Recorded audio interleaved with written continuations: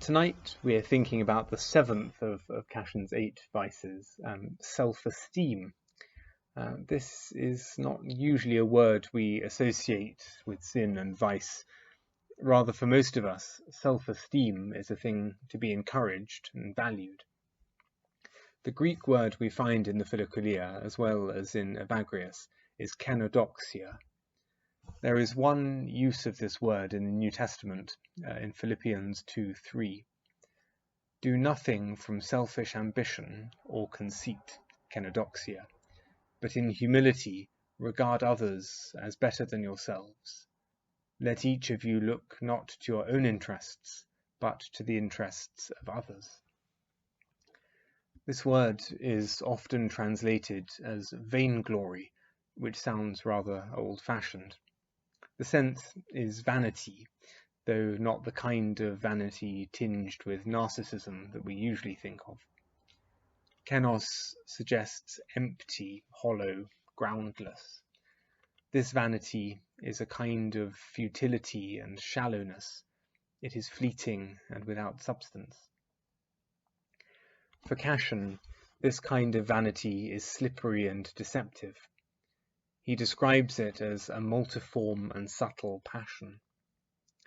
It gets us in all sorts of ways. Cassian says that it is not easy to perceive.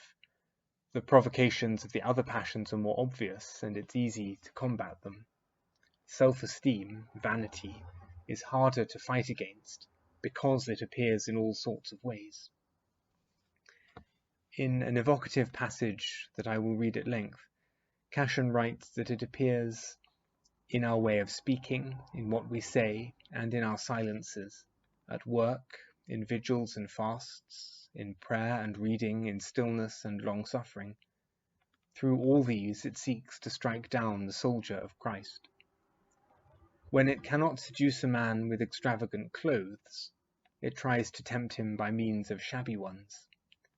When it cannot flatter him with honour, it inflates him by causing him to endure what seems to be dishonour.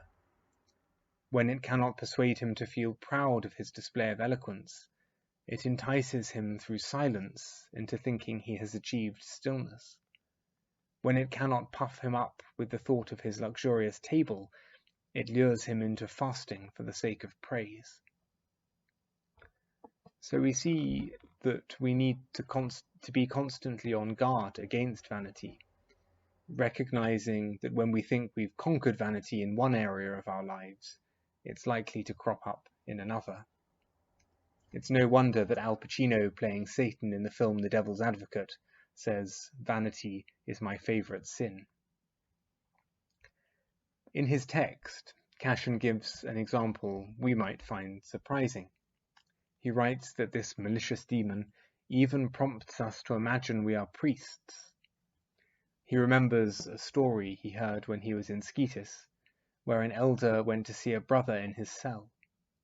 When he arrived, he approached the door and heard him speaking inside.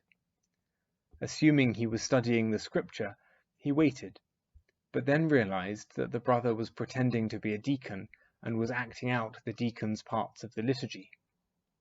The elder went in and the brother came to greet him, sheepishly asking if he'd been at the door a long time. The elder replied, "I arrived a moment ago, just when you were finishing the dismissal of the catechumens."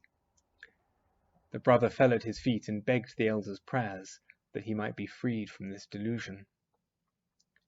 Cassian adds at the end of his story, "I've recalled this incident because I want to show what depths of stupidity this demon can bring us."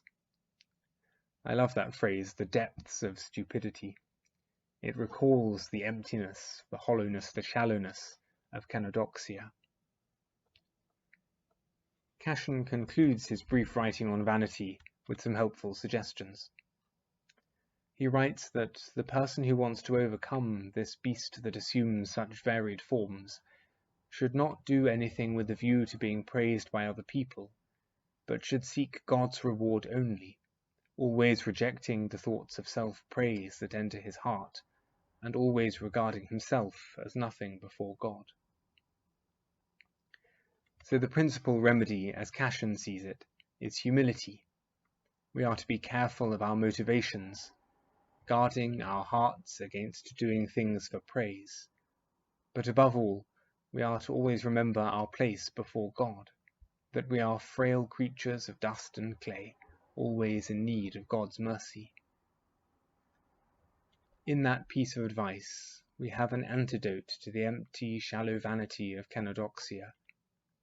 To see ourselves in relation to God, to see ourselves as God sees us, has a double aspect.